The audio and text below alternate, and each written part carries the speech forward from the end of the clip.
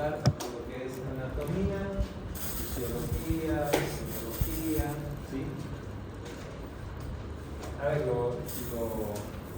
anatomía es un poquito extenso, ¿no? Especialmente oído es una parte un poquito extensa, y más si uno se va a los detalles. Sería bueno tener una clase para cada punto, pero bueno, lamentablemente el tiempo no nos permite hacer. Voy a tratar de hacerlo lo más fácil posible para que ustedes puedan entender, puedan orientarse, ubicarse en lo que es anatomía del oído.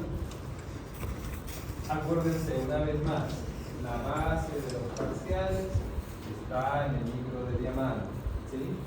Yo aquí tal vez voy a agregar algún detalle que no está en el libro, ¿sí? Pero no va a entrar eso al examen. Entonces, no se preocupen tanto en lo que pueda decir o no pueda decir acá, me refiero a que se lo nota o no la nota, porque la base va a ser el libro de Diamant, ¿ok? Bien, entonces vamos a repasar un poquito qué es anatomía de oído. Seguramente ya lo llevaron en anatomía, ¿no? Cuando llevaron anatomía general en los primeros semestres, ¿no? Entonces, como habíamos visto en la clase pasada, ¿sí?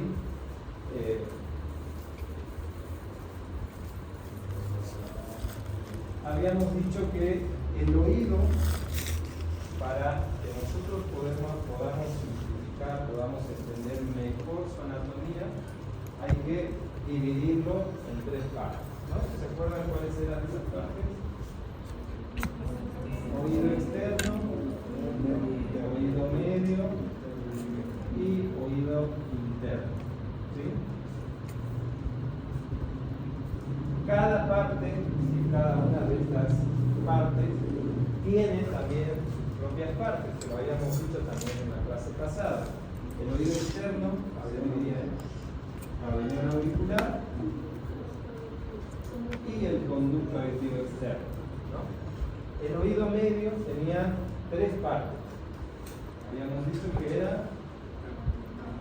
caja timpánica, apófisis mastoides y trompa de Eustaquio o tubo auditivo. Y por último, el oído interno también tiene su división, que es la cóclea, vestíbulo y conductos semicirculares, ¿no?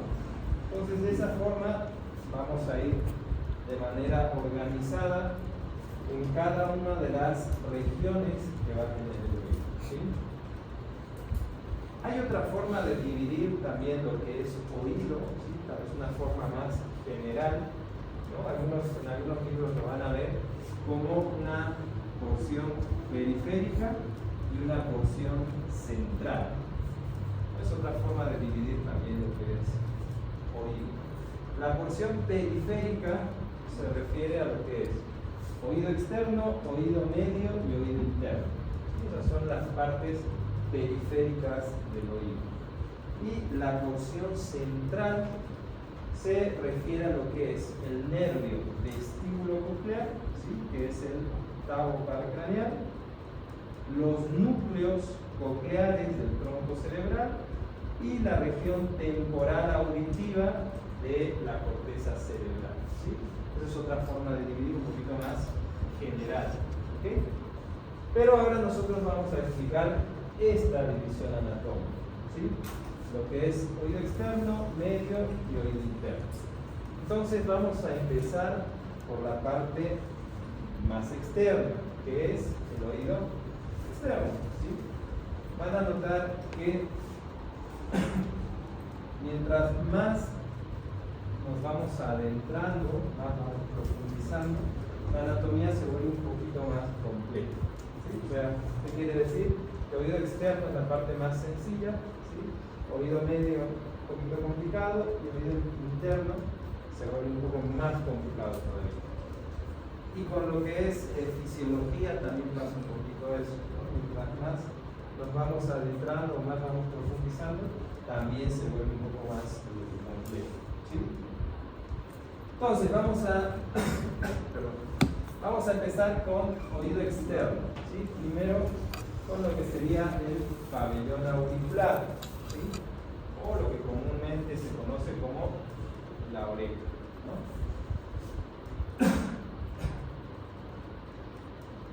Si nosotros hablamos, ¿no? Antes de empezar con esto, de lo que es el desarrollo embrionario del oído en general, más o menos empieza a desarrollarse entre la tercera y cuarta semana.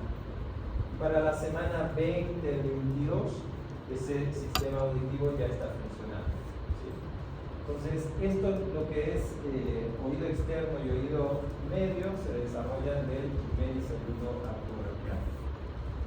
¿Sí? Entonces vamos a empezar primero con lo que es el pabellón auricular. Es la parte más externa, ¿sí? Y periférica de nuestro sistema auditivo.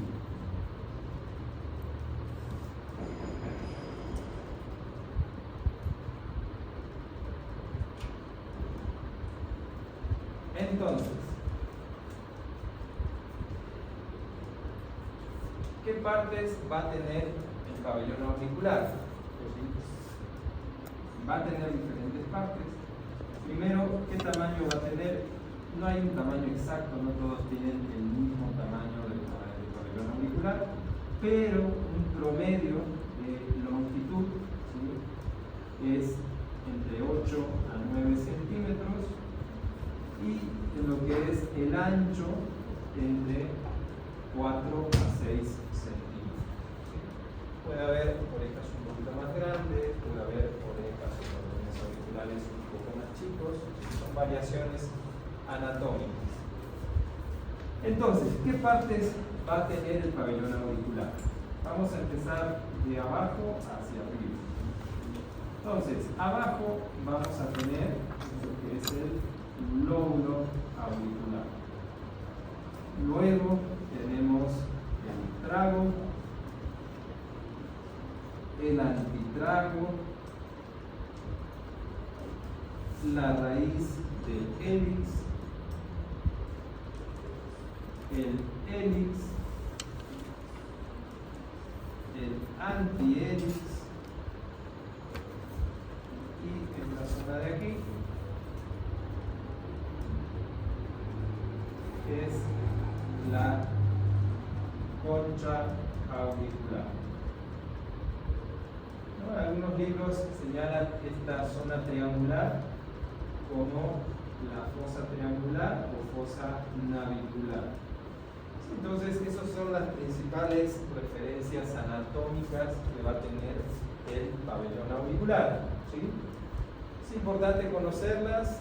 Sí, es importante porque cuando nosotros inspeccionamos un pabellón auricular, ¿no? Tenemos que ver si estas referencias anatómicas están o no están presentes. Bien.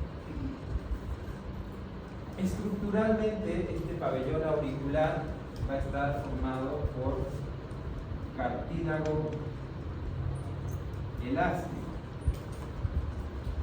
¿Sí? Todo el pabellón auricular va a ser cartílago elástico, a excepción de qué parte? Del lóbulo auricular. Ustedes se palpan el lóbulo, van a notar que no tiene la misma consistencia que el resto del pabellón auricular. ¿Eso por qué es? Porque no va a tener cartílago elástico.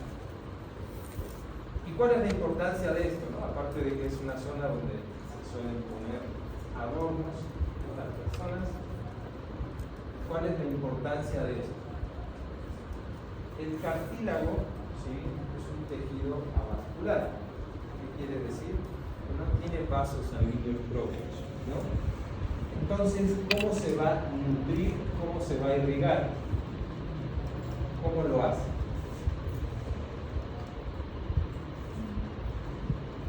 Acuérdense de eso.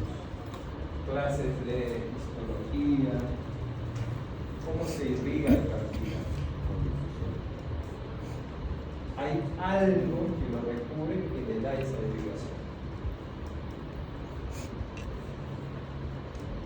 El mismo pericondrio, ¿no? El muco pericondrio, ¿sí?, va a cubrir toda la superficie cartilaginosa y es lo que le va a dar la irrigación a este cartílago en el pabellón auricular. ¿Sí? Entonces, ¿por qué es importante esto? Porque hay ciertas enfermedades, por ejemplo, lo que es la pericondritis, no sé si escucharon alguna vez, la pericondritis, ¿no?, que es la inflamación, ¿sí?, de todo este pericondrio del pabellón auricular. Entonces, una forma de ustedes diagnosticar una pericondritis, ¿no?, donde el paciente va a presentar como signos edema, inflamación, eritema, aumento de la temperatura local, es que esta pericondritis va a afectar toda la extensión del pabellón auricular, a excepción de ¿qué región? El lóbulo. ¿Por qué?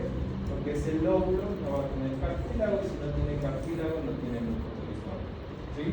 Entonces esa es una forma de diferenciar una pericondritis, ¿sí?, de otro tipo de infecciones, por ejemplo de piel, ¿no?, donde sí va a haber afectación del lóbulo del pabellón auricular. Por eso, ¿no?, les decía, el lóbulo es una infección del pabellón donde generalmente se suelen poner los aretes, los aros, ¿no?, las personas, y es el área con menos riesgo, ¿no?, del pabellón auricular para que se produzca este tipo de infecciones, ¿no? Ahora está, pero de moda, ¿no?, que se coloquen adornos también en estas otras zonas del pabellón auricular donde hay cartílago, ¿sí?, y con eso también aumenta el riesgo de poder desarrollar la pericondritis, sobre todo si se hace con malas condiciones de asepsia y antisepsia. Entonces es algo que tienen que tener en consideración, ¿sí? Bien, ¿dudas, preguntas hasta ahí?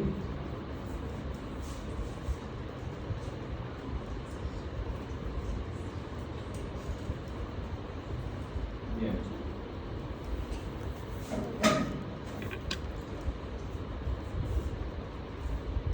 Continuando con el oído externo, ¿cuál es la siguiente estructura que tenemos que describir? Es el conducto auditivo externo, ¿sí?, como en algunos libros le dicen el CAE, ¿sí?, el CAE.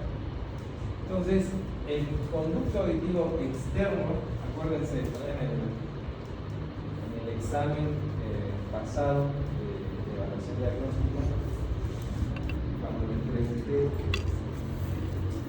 de la otoscopía, ¿no?, había dos errores muy frecuentes. Uno, que decía, ¿no?, la otoscopía es un instrumento para ver el oído. Hemos dicho que no, que ese es el otoscopio, ¿no?, es otra cosa. Y el otro error que cometieron varios es que pusieron sirve para examinar el conducto auditivo interno. ¿Ustedes creen que se puede examinar con un otoscopio el conducto auditivo interno? ¿Sí? ¿No? ¿Sí o no?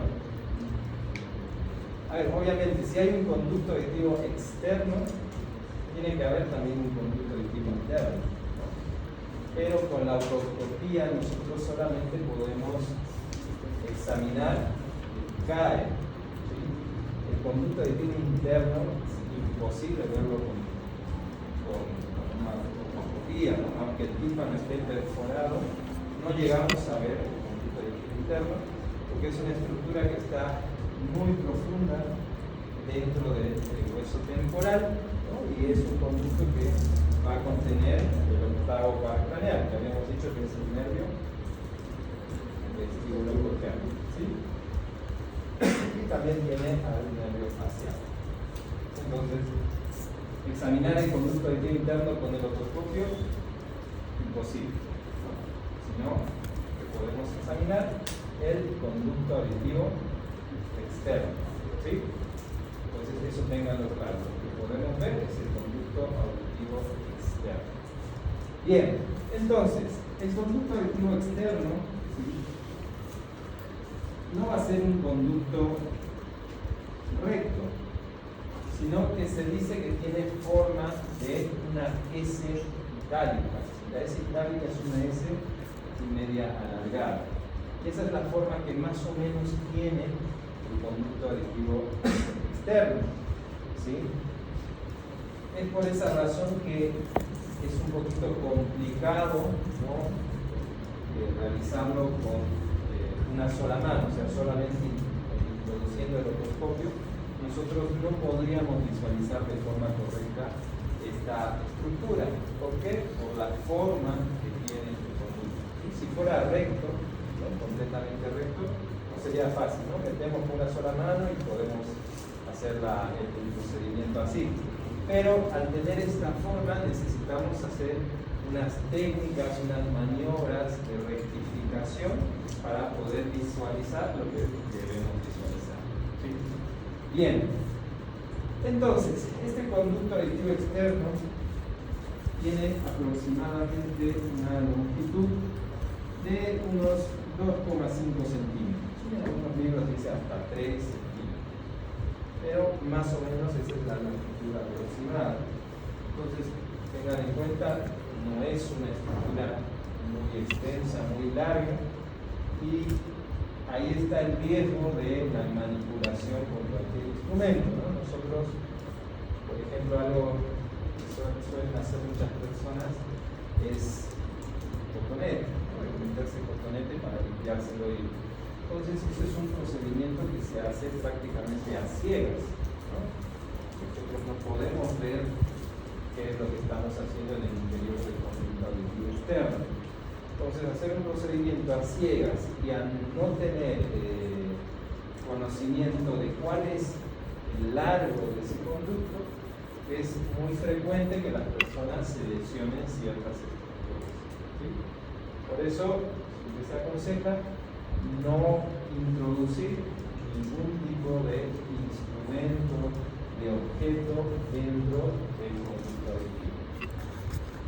Bien, entonces, este conducto auditivo externo se va a dividir en 3 partes. Va a tener 3 tercios. Un tercio externo, un tercio medio y un tercio interno. Este tercio externo va a ser de estructura de conformación cartilaginosa, ¿sí? Va a ser cartílago. En cambio, los 2 tercios internos van a ser de estructura ósea, o sea, van a ser hueso.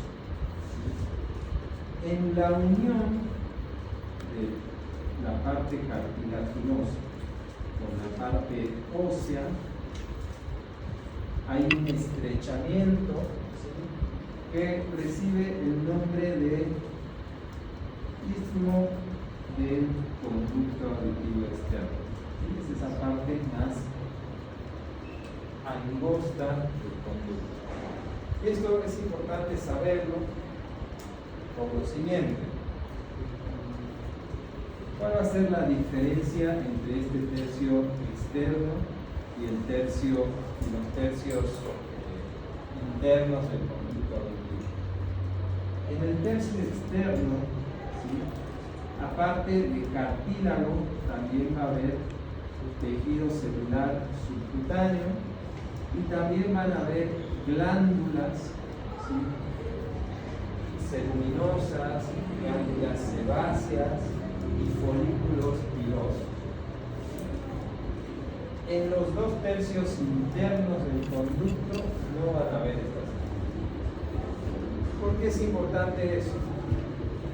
Porque el cerumen, ¿sí?, la cera del oído que todos conocemos, se va a formar solamente en la porción externa, ¿sí? En el tercio externo del conducto auditivo. No se va a formar cerumen ni en el tercio medio ni en el tercio interno. ¿Por qué? Porque no tiene estas estructuras, no tiene estas glándulas, ¿sí? Entonces, ¿qué pasa? ¿No? Está ahí siempre la interrogante, ¿no? Muchos pacientes preguntan, doctor, entonces, ¿cómo me limpio el oído? ¿Cómo se limpiarían ustedes el oído? ¿Está bien usar hisopo, cotonete? No.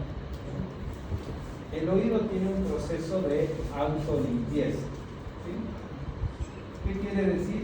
Que cada cierto tiempo, ¿no?, la piel del conducto se va descamando, ¿no? Y junto a esa descamación se desprende también la cera que se va formando, el cerumen que se va formando.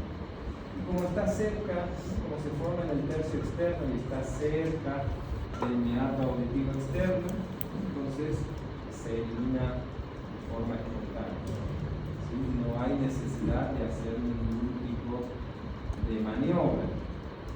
Entonces, si nosotros usamos cotonete, ¿no?, lo que vamos a hacer es introducir el cerumen hacia el fondo del conducto. Y cuando pasamos esta área del istmo del conducto auditivo externo, que es la parte más estrecha, entonces es complicado sacar. Y ahí es donde se forman los tapones de cerumen, ¿sí?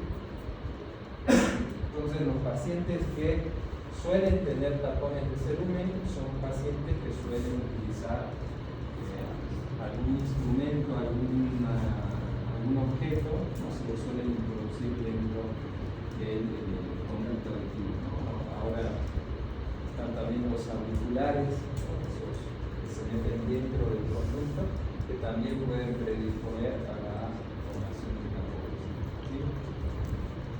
Entonces, si les preguntan, doctor, ¿cómo me limpio el oído?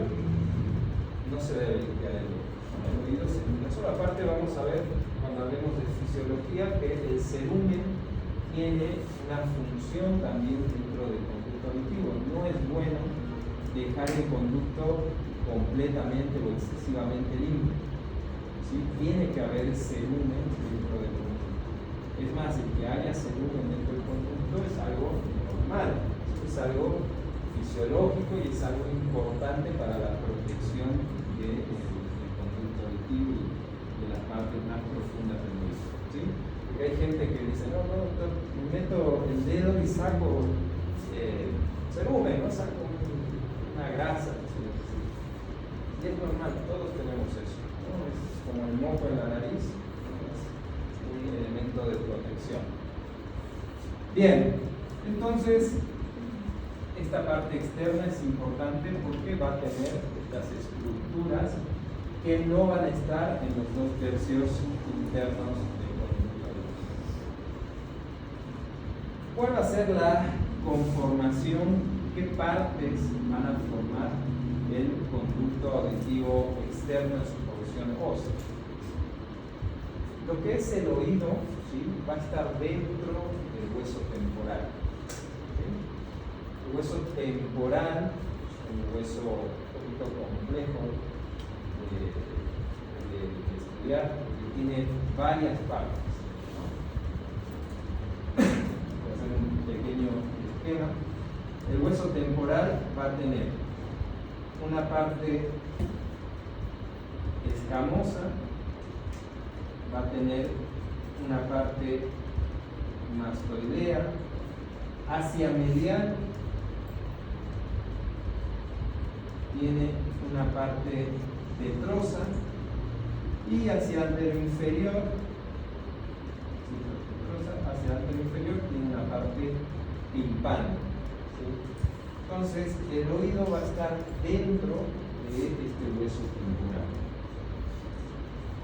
Entonces el conducto auditivo externo, que está dentro de este hueso temporal, va a estar formado por sus distintas partes. Si hacemos un corte sagital, o sea, tenemos una vista lateral del conducto auditivo externo,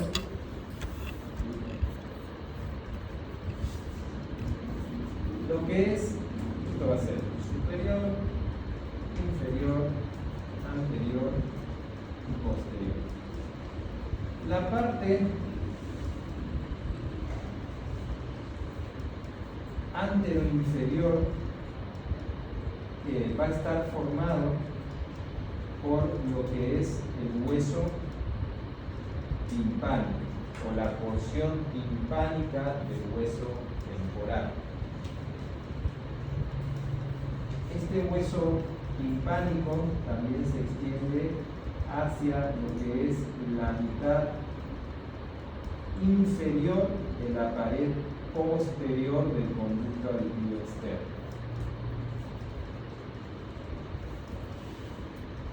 Lo que es la porción posterior superior de este conducto auditivo externo está formado por la porción mastoidea del hueso temporal. Y lo que es el techo, ¿sí?,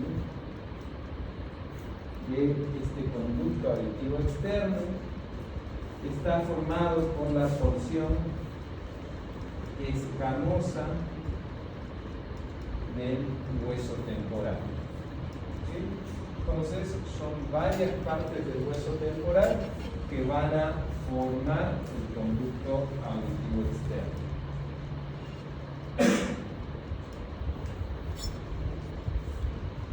Entonces, este conducto auditivo externo, como les había dicho, no va a ser completamente recto, ¿sí?, y su dirección va a ir de arriba hacia abajo, de atrás hacia adelante. ¿Sí? Acuérdense siempre eso al momento de hacer la otoscopía.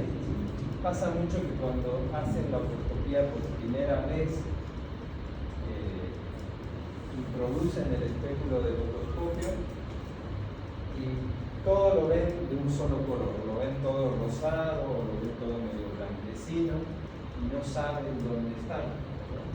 Eso suele pasar porque no hacen bien las maniobras de rectificación o no conocen bien, ¿sí?, las tortuosidades, ¿sí?, las curvaturas que tiene el conducto auditivo externo. Entonces introducen y lo que ven es el piso o es el techo del conducto, ¿no?, y todo es de un solo color. Cuando les suele pasar mucho eso, que cuando les pregunto, ¿y pudieron ver? Sí, ¿qué vieron? ¿No? El tímpano y las estructuras y todo. Y tiene también el cono luminoso y todas esas cosas. Pero en realidad no vieron nada, ¿no? Pasa, sí, a mí también me pasó cuando hice la primera vez, que no distinguía qué era, qué parte. ¿No? Y eso pasa, como les digo, por ese problema de hacer la rectificación del conducto. Bien. Entonces, ¿cuáles van a ser las relaciones anatómicas que va a tener el conducto auditivo externo? Eso también es muy importante, ¿sí? Vamos a ver que hay patologías que se pueden extender a raíz de un problema en el oído o patologías que se producen en otro lado y se pueden irradiar también a lo que es el oído, ¿sí? Entonces, este conducto auditivo externo va a tener las siguientes relaciones, ¿no? Tomando esta vista de corte sagital con esta vista lateral, vamos a tener hacia anterior, ¿sí?, ¿con qué se va a relacionar el conducto? ¿Qué estructura tenemos anterior al conducto auditivo externo? ¿Qué hay? Ustedes van delante de su conducto, ¿qué es lo que van a tocar? Eso, ¿no? La articulación temporomandibular. ¿Sí? Entonces, ¿no?, ustedes abren y cierran la boca, van a sentir cómo se mueve esa articulación. Anteroinferior, ¿qué estructura vamos a tener? Anteroinferior, ¿sí?, en esta parte. ¿Qué vamos a tener?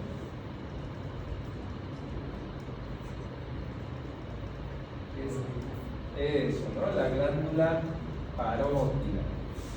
¿Sí? Hacia posterior,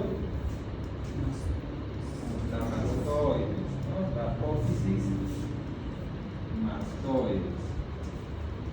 Y hacia superior, la fosa craneal media. ¿Sí? La fosa craneal media, ¿no? Entonces, como les decía, es importante que nosotros sepamos estas relaciones anatómicas, porque en ocasiones puede venir un paciente, ¿no?, que diga: ah, doctor, me está doliendo el oído hace 10 días. Uno le revisa el oído y está completamente sano, no tiene nada, no hay infección, inflamación, no hay nada. ¿Sí? Entonces, ¿qué puede ser? Puede ser que alguna de estas estructuras, ¿sí?, estén afectadas. Por ejemplo, es muy frecuente la otalgia, ¿sí?, producto de una disfunción de la articulación temporomandibular. Como la articulación está delante del conducto externo, una disfunción de esta articulación puede producir un dolor irradiado hacia el oído. Y el paciente piensa que el problema está en el oído, ¿no?, cuando en realidad está en otra zona, en otra estructura. ¿Sí? Pasa lo mismo con la glándula parótida. El tema de la relación con la fosa craneal media, eso también es importante. ¿Por qué? Una infección dentro del conducto auditivo externo, dentro del oído, puede irradiarse hacia lo que es fosa craneal media y producir una meningitis, un absceso, y eso puede poner en peligro la vida del paciente. Una simple infección de oído se puede complicar con una infección a nivel del sistema nervioso central. Entonces, es importante que nosotros sepamos estas relaciones anatómicas de nuestro conducto auditivo externo. Bien.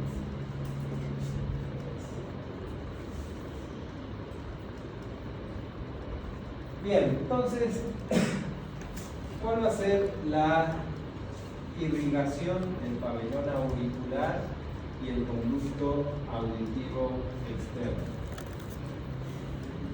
Van a estar irrigados por lo que es la carótida externa. ¿Sí?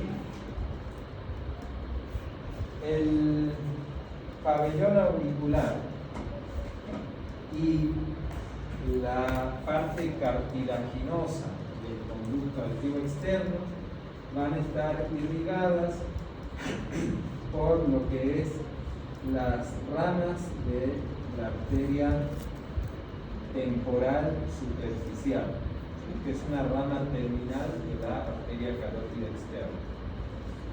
Y lo que es la porción ósea del conducto auditivo externo está irrigada por ramas de la maxilar interna. La maxilar interna también es una rama terminal de la arteria carótida externa. En cuanto a inervación,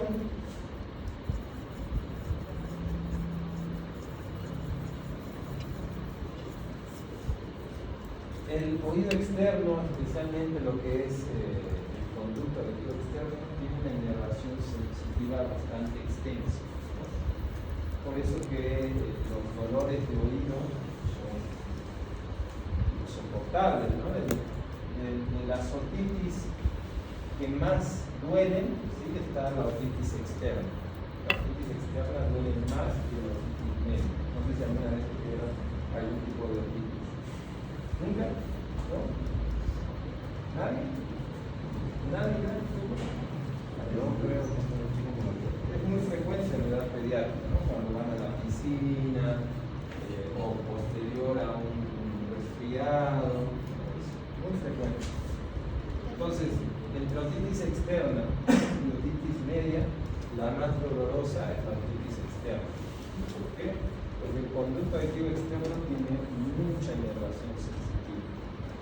¿Cuáles van a ser los nervios que van a inervar el conducto auditivo externo está el séptimo par, que es el nervio facial, el quinto par, que es el nervio trigémino,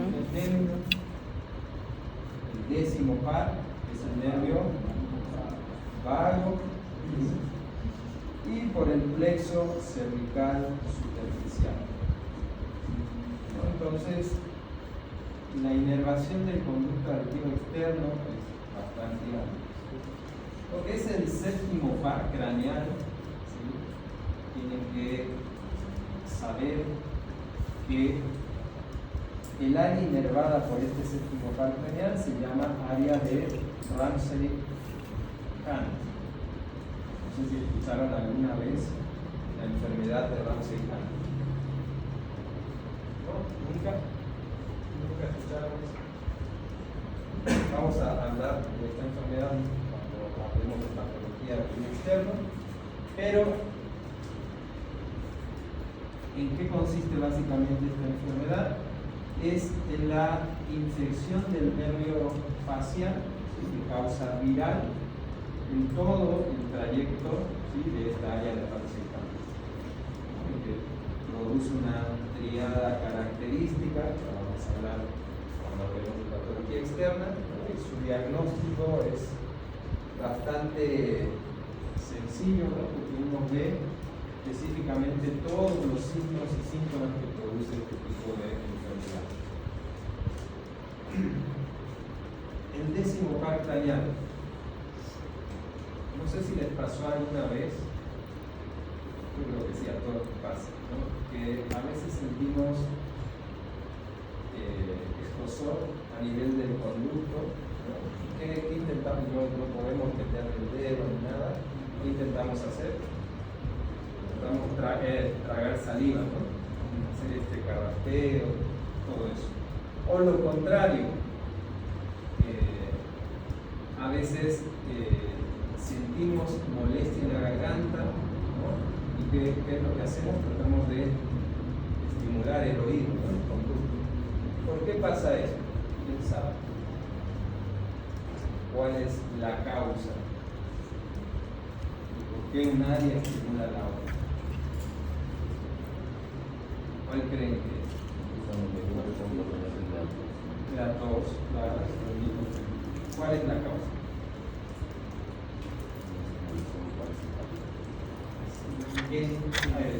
A nivel de lo que es la faringe, ¿sí? Hay un plexo que es el plexo faríngeo, que está formado por el glosofaringio y por el nervio vago. Y de ese plexo faríngeo sale una rama que es el nervio de Arnold, ¿sí? Que conecta lo que es la inervación del oído con la inervación de la garganta. Entonces, por esa razón, ¿no? Cuando estimulamos un lado, afecta al otro, cuando estimulamos el otro, afecta al otro lado, ¿sí? Por esa conexión, esa anastomosis que tienen a través de este nervio de Arnold, ¿sí? Bien, ¿dudas, preguntas hasta ahí?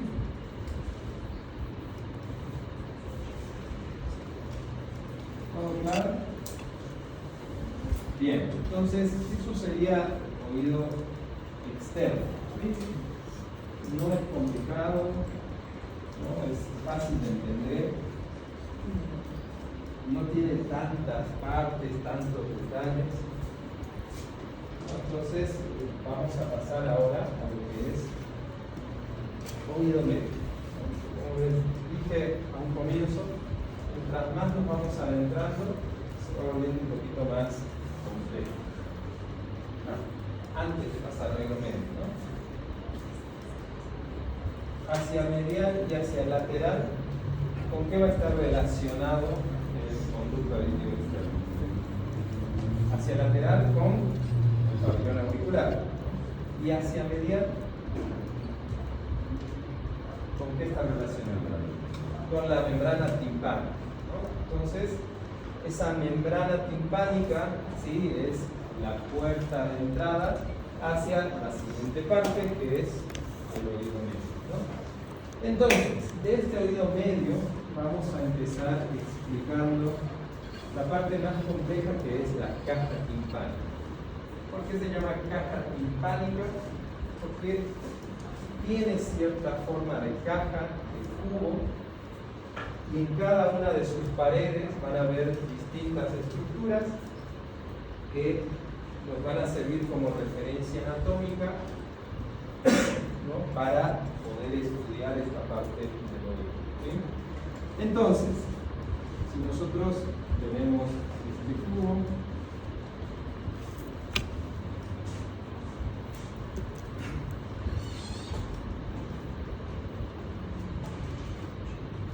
¿sí?, el cubo va a tener 6 caras, ¿sí?, 6 paredes. Entonces, vamos a hacer de cuenta que este es una caja timpánica de un oído medio del lado derecho, que ustedes están viendo de frente, es una vista anterior, ¿sí?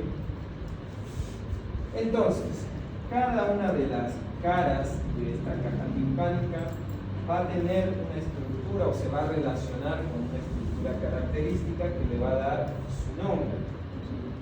Entonces, si hablamos de este es un oído derecho, lo están viendo de vista anterior. Si hablamos de la cara lateral, ¿qué estructura está en la cara lateral de esta caja timpánica? La membrana timpánica. Entonces, esta es la cara timpánica, ¿sí? Porque la estructura más importante ahí es la membrana timpánica. Si hablamos de la cara medial, ¿qué estructura o con qué se va a relacionar esta cara medial?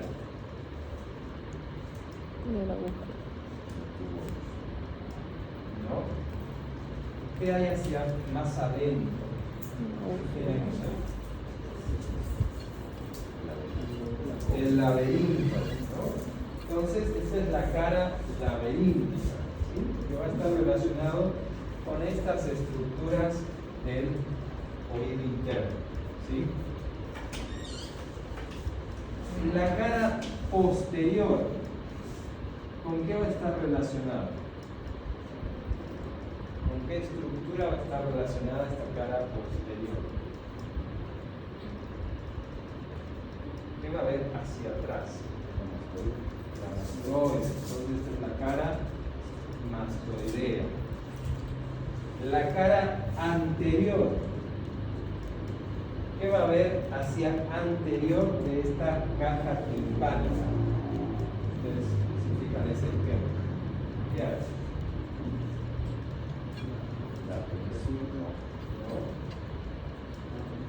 ¿Qué hay ahí anterior?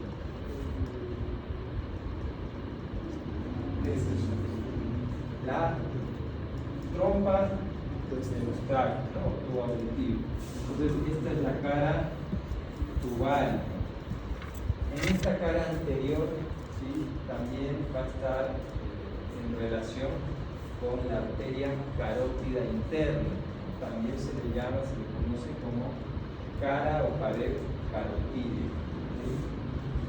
El piso de esta caja timpánica, ¿con qué va a estar en relación? También con otra estructura vascular, que va a ser la vena yugular. Entonces, esta es la cara yugular. Y el techo de la caja timpánica, ¿con qué va a estar en relación? ¿Con qué se va a relacionar? Lo mismo que a nivel del conducto, en que habíamos dicho. Con la fosa craneal media, ¿no? Entonces, esta es la pared craneal, ¿sí? O también llamada, en algunos libros lo llaman como tegmen tímpano, ¿sí?, el techo timpánico. Entonces, es importante saber estas relaciones anatómicas porque algunas enfermedades de estas estructuras relacionadas pueden extenderse hacia lo que es el oído, ¿sí?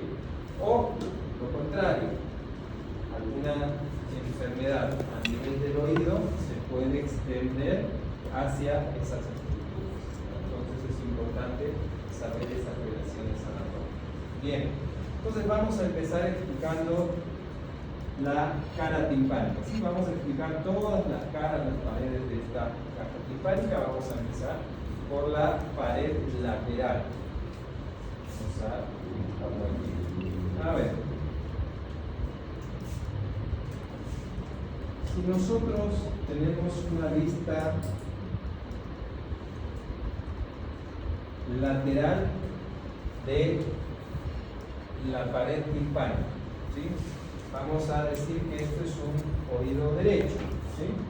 Entonces están viendo de lateral, ¿sí? Es un corte sagital otra vez. Esto es anterior, posterior, superior e inferior. ¿Sí?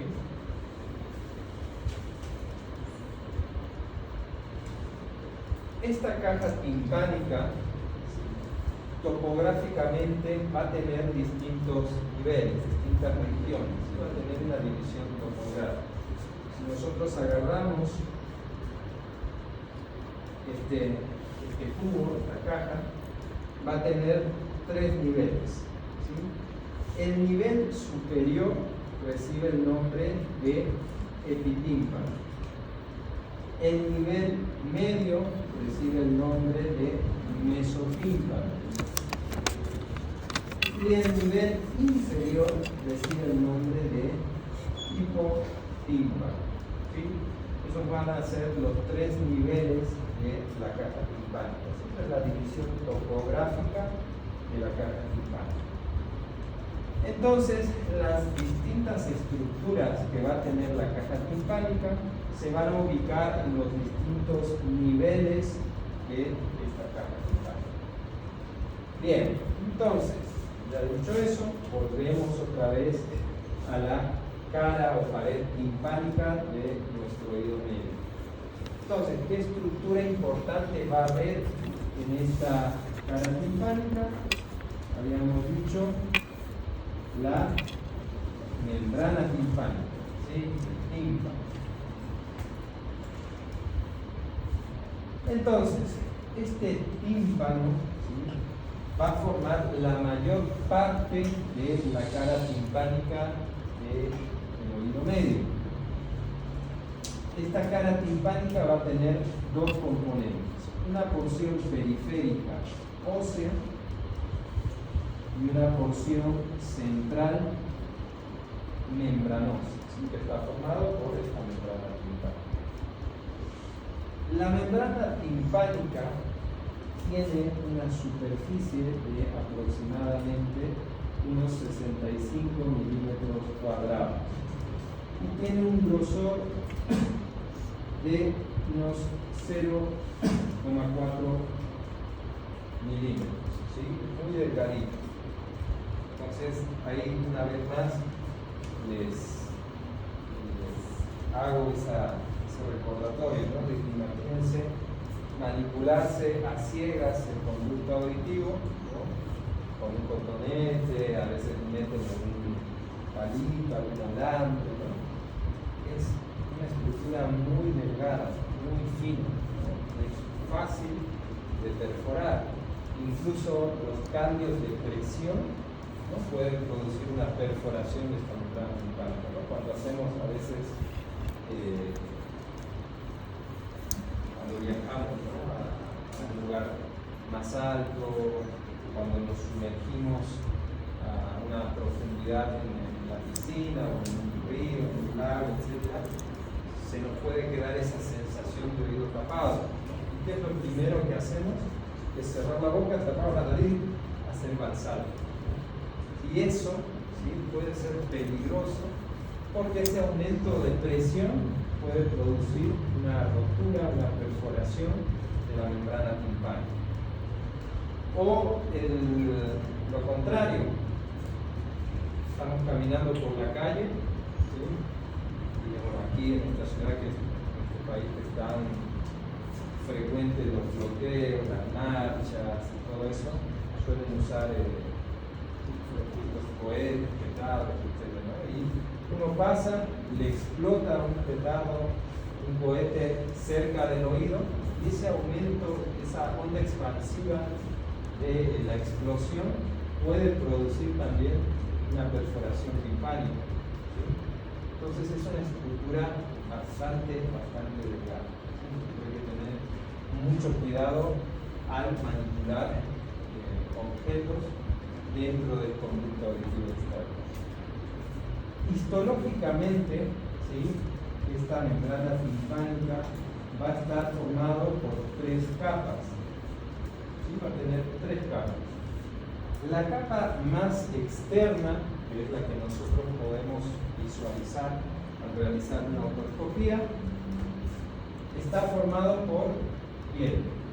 ¿Sí? La misma piel que va a recubrir el conducto auditivo externo. Esa piel va a tapizar la cara externa de la membrana timpánica. La capa media, ¿sí?, la capa media de la membrana timpánica es una capa fibroelástica.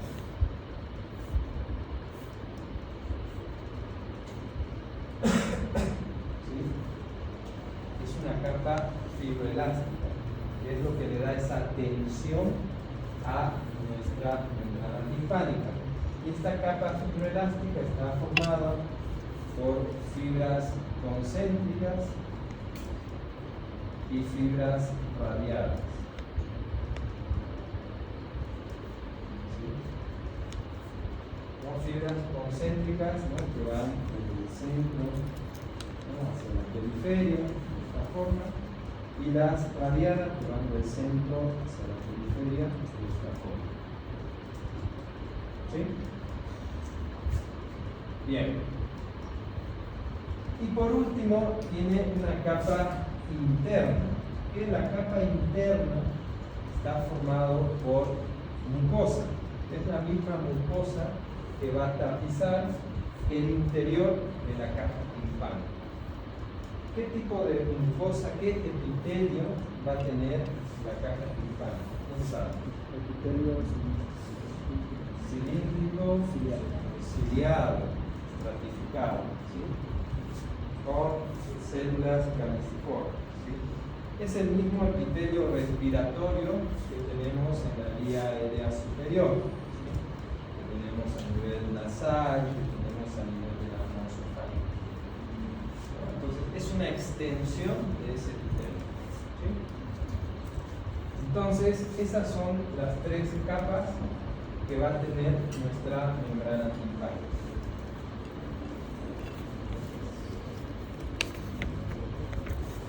Bien, entonces, la porción ósea, ¿sí?, de esta cara timpánica va a estar formado por las mismas estructuras óseas que formaban el conducto auditivo externo, ¿sí?, que habíamos dicho. Antero inferior y parte posterior era el hueso timpánico. La parte postero superior era el hueso mastoideo, y la parte superior aquí va a tener partes del hueso, de la porción petroescamosa del hueso temporal. ¿Sí? Entonces, si nosotros agarramos la membrana timpánica, esta membrana timpánica va a estar a nivel de lo que es el mesotímpano. ¿Sí? A nivel del epitímpano va a haber hueso. ¿Sí? No podemos ver al hueso, entonces no podemos con una otoscopía ver las estructuras del epitímpano. Y a nivel inferior, a nivel del hipotímpano, el conducto auditivo externo, ¿sí?, no llega a esa parte. El conducto auditivo externo, la porción medial del conducto auditivo externo, está a este nivel. ¿Sí? Entonces, a este nivel. Entonces, podemos ver el interior de la caja timpánica a través del tímpano. No podemos ver a través del epitímpano porque es parte ósea.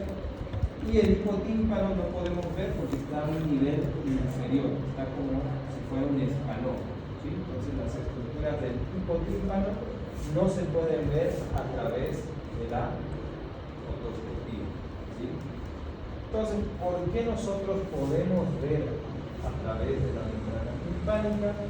Porque tiene ciertas características que nos permiten visualizar a través de ella, ¿no? Que es translucidez, cierto grado de transparencia. Si la membrana timpánica fuera totalmente opaca, nosotros no podríamos ver las estructuras que debemos ver durante la otoscopía. Hay patologías que producen la opacificación de la membrana timpánica. ¿Sí? Por ejemplo, una tímpanoesclerosis, ¿sí? Produce que la membrana timpánica se vuelva opaca, ¿sí? Que pierda ese grado de transparencia y translucidez, y nosotros no podemos ver lo que hay detrás de él, ¿sí? Entonces, eso siempre hay que tenerlo en cuenta, ¿no? Un tímpano que nosotros veamos que esté completamente opaco, eso ya no es normal, ¿sí? Ya es algo anormal. Bien, entonces, ¿cuáles van a ser las referencias anatómicas que vamos a tener en esta membrana timpánica?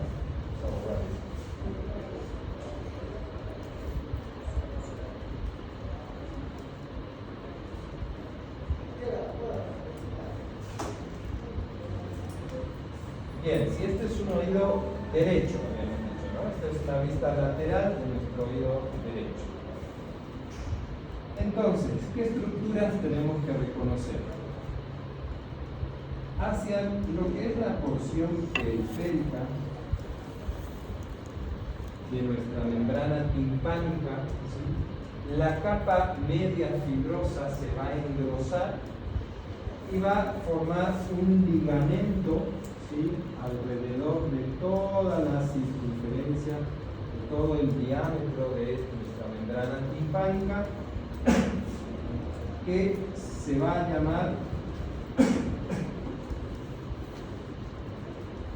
el anillo fibroso. ¿Sí? Entonces, este anillo fibroso, que es una extensión, es un engrosamiento de la capa media fibroelástica de la membrana timpánica, es lo que la va a sujetar a esta membrana timpánica a un surco en la porción ósea de esta cara lateral timpánica, que recibe el nombre de sulcus o surco timpánico. ¿Sí? Pero este sulcus o surco timpánico no va a ser completo, ¿sí? Va a tener una interrupción a nivel superior, o sea, no va a haber surco timpánico en esta parte, y esta parte va a recibir el nombre de receso timpánico, ¿sí? O también llamado receso de Rivinus. Entonces, nuestro anillo fibroso, anillo timpánico o annulus timpánico, al no haber surco en esta porción, va a cambiar de dirección, ¿sí? Y se va a ir hacia el inferior.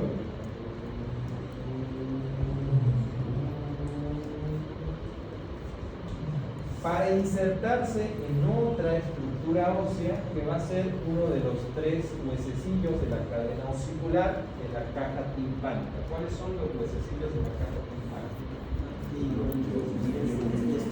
¿Okay? ¿Cuál es el más externo? Martillo, dicen por aquí. ¿Qué dicen los demás?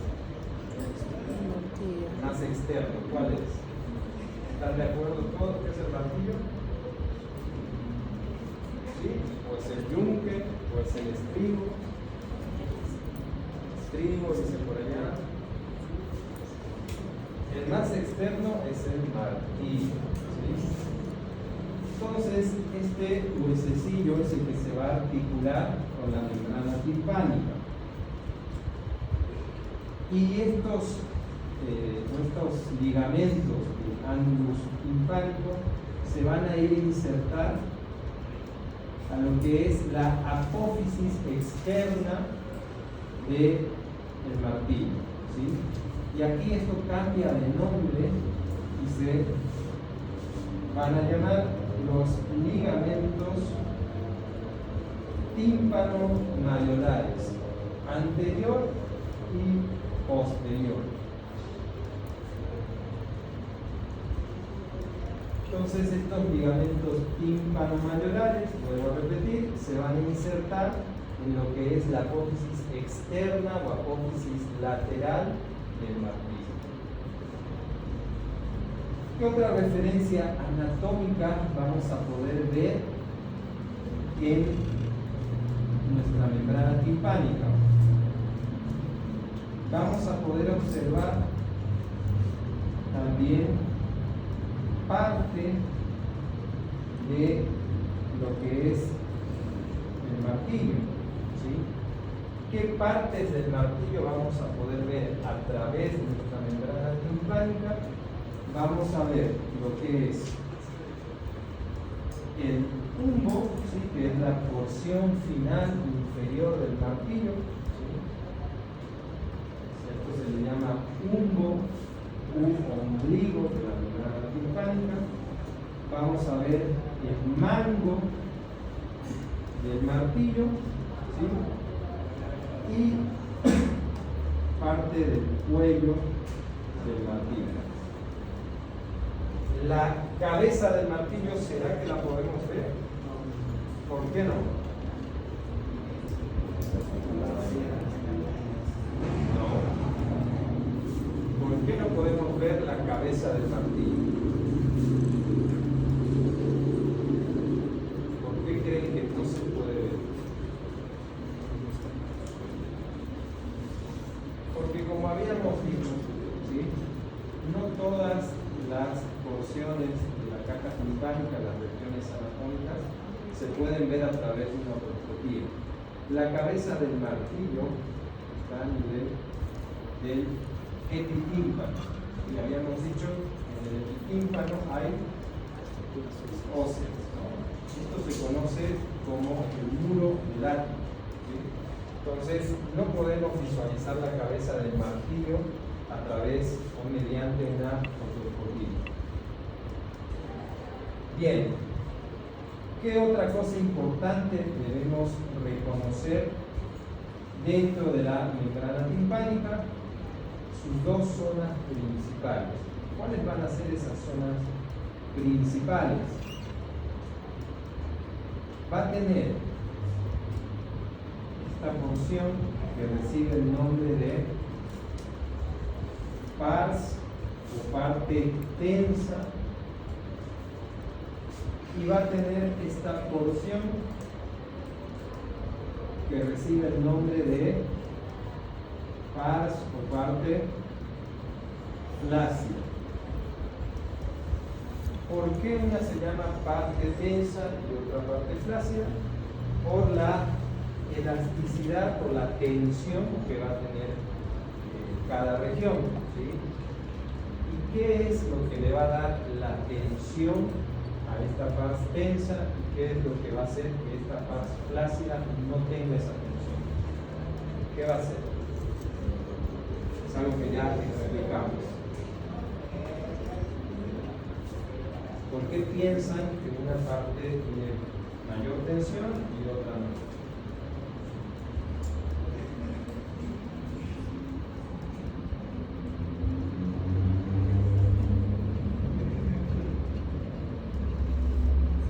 ¿Cuál creen que es la razón?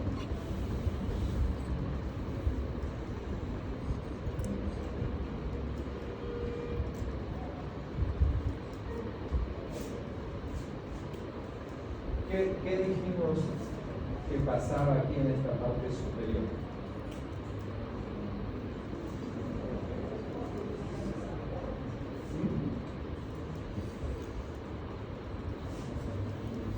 ¿Qué ¿Qué creen que le da la tensión a esta pars tense? Con toda la explicación que ya les hice. ¿Qué es lo que le da esa tensión? ¿La piel? ¿Será la piel? El ligamento. ¿Sí? La mucosa. O será la parte media, la capa media fibrilar.